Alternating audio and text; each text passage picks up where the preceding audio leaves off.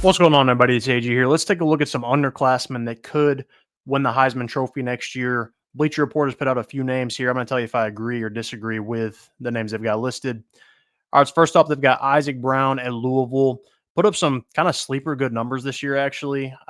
Really good running back. I think Louisville will be pretty good this year, next season, but I don't know if they'll be good enough to get him Heisman type hype because he put up some serious numbers this year, but still, you really probably didn't hear about him much. Uh, Now, Louisville, I think, has a shot to make the playoff. I don't know if they will.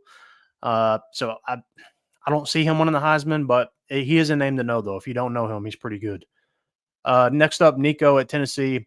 Now, as good as he is, I don't know if he'll put up good enough numbers because they really rely on their run game a lot at Tennessee.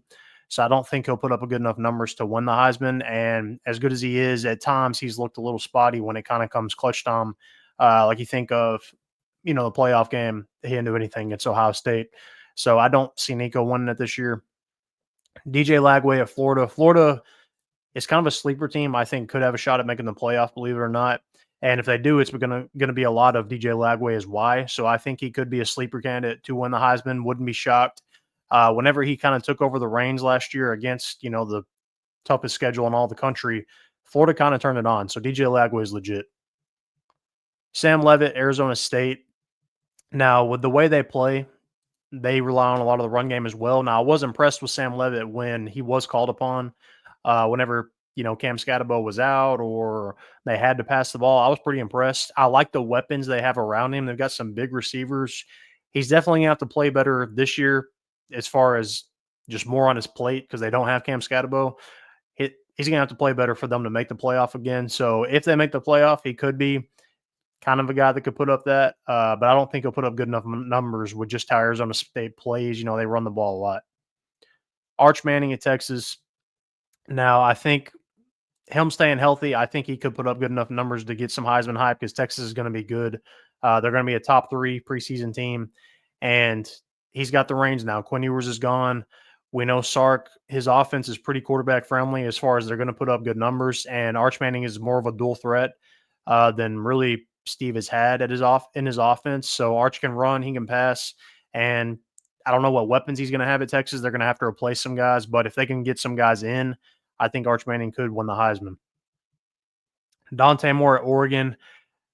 Him, I really don't know. The jury's kind of out on him. Oregon, they're always going to put up good numbers in their offense, lots of good stats, but he's replacing Dylan Gabriel. They lose some key pieces.